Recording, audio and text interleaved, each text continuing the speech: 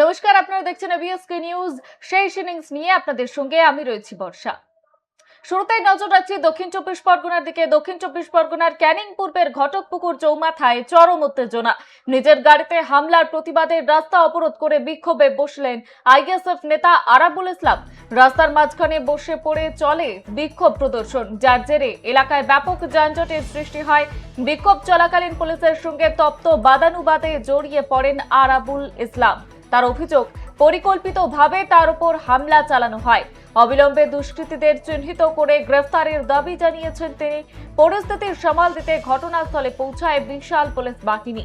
ঘটকপুকুর চৌমাথায় এই অবরোধকে কেন্দ্র করে রণক্ষেত্রের চেহারা নেয় গোটা এলাকা। আরাবুল ইসলাম প্রশাসনকে সাফ জানিয়ে দিয়েছেন, আগামী 2 ঘন্টার মধ্যে দোষীদের গ্রেফতার করতে হবে। নির্দিষ্ট সময়সীমা বেঁধে দিয়ে তিনি হুঁশিয়ারি দিয়েছেন, ব্যবস্থা না নেওয়া হলে আন্দোলন আরো তীব্র হবে। বর্তমানে এলাকায় পুলিশ মোতায়েন থাকলেও পরিস্থিতি যথেষ্ট থমথমে।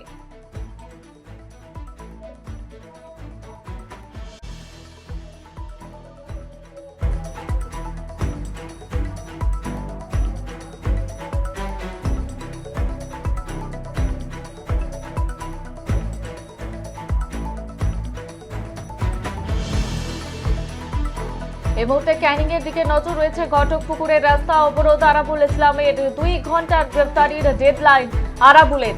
যেমনটা জানাচ্ছিলাম, দক্ষিণ চব্বিশ পরগনার ক্যানিং পূর্বে ঘটকপুকুর চৌমাথায় চরম উত্তেজনা।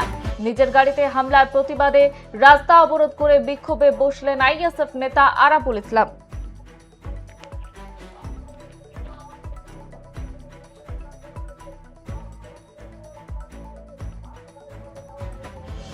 রাস্তার মাঝখানে বসে পড়ে চলে বিক্ষোভ প্রদর্শন, যার জেরে এলাকায় ব্যাপক যানজটের সৃষ্টি হয়। বিক্ষোভ চলাকালীন পুলিশের সঙ্গে তপ্ত বাদানুবাদে জড়িয়ে পড়েন আরাবুল ইসলাম। এ বিষয়ে বিস্তারিত জানবো, আমাদের সঙ্গে টেলিফোন লাইনে রয়েছে আমাদের প্রতিনিধি গোপাল শীল।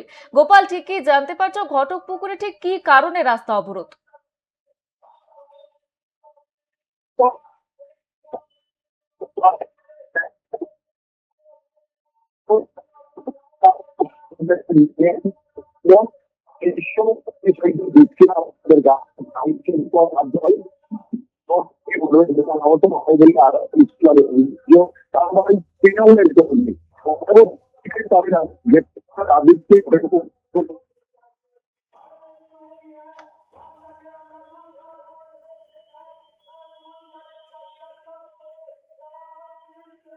বেশ, কোন কারণে যান্ত্রিক গোলযোগ হয়েছে। ধন্যবাদ গোপাল। যেমনটা জানাচ্ছিলাম, ঘটকপুকুরের রাস্তা অবরোধ, আরাবুল ইসলামের 2 ঘন্টার গ্রেফতারির ডেডলাইন আরাবুলের।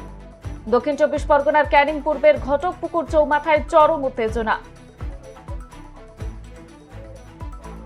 বিক্ষোভ চলাকালীন পুলিশের সঙ্গে তপ্ত বাদানুবাদে জড়িয়ে পড়েন আরাবুল ইসলাম। আর তার অভিযোগ, পরিকল্পিতভাবে তার উপর হামলা চালানো হয়। অবিলম্বে দুষ্কৃতীদের চিহ্নিত করে গ্রেফতারের দাবি জানিয়েছেন তিনি। পরিস্থিতি সামাল দিতে ঘটনাস্থলে পৌঁছায় বিশাল পুলিশ বাহিনী। ঘটকপুকুর চৌমাথায় এই অবরোধকে কেন্দ্র করে রণক্ষেত্রের চেহারা নেয় গোটা এলাকা।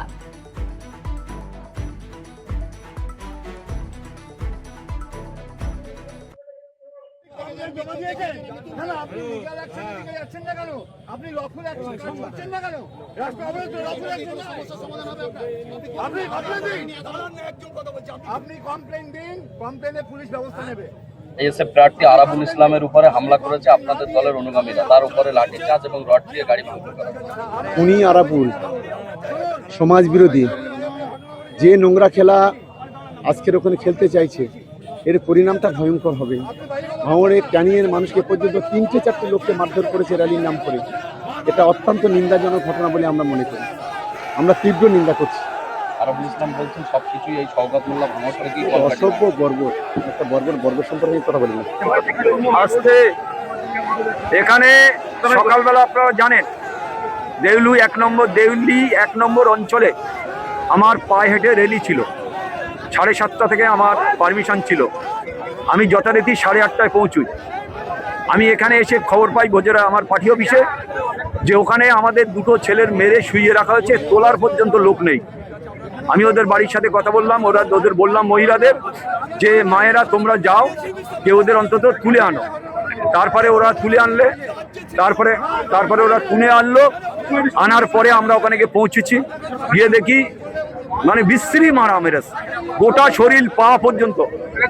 এইবারে আমরা তো এখন কি করি, আমরা ওদের সঙ্গে সঙ্গে তুলে এনে ওকে ওদের ওখান থেকে চ্যাংদোলা করে এনে আমরা হসপিটালে পাঠাই। ইন দ্য মিন টাইমে আমরা দেখতে পাই যে ওখানকার প্রধান, ওখানকার ওই কর্মদক্ষ কি মুক্তার শেখ, ওখানে শাহজাহান মোল্লা, ওখানে আরো মান্নান থেকে শুরু করে এরা সবাই আমার উপরে অ্যাটাক করে। আর কারো উপরে অ্যাটাক করেনি, প্রথমটা আমার উপরে অ্যাটাক করে, আমার গাড়ি ভাঙচুর করে, আমাকে গুলি করে দেওয়ার চেষ্টা করেছিল। কিন্তু ইন দ্য মিন টাইমে আমি গাড়ির কাঁচটা তুলে ফেলি। ওরা সেই টাইমটা আর এম নিতে পারেনি। কিন্তু এরা সবার হাতে মেশিন। মুক্তার শেখের মতন মানুষের কাছে যদি মেশিন থাকে, আপনারা ভাবুন গণতন্ত্র আছে বা ক্যানিংয়ে। তারপরে এক এক করে আমাদের 15 জন 16 জন আহত হয়, 20-22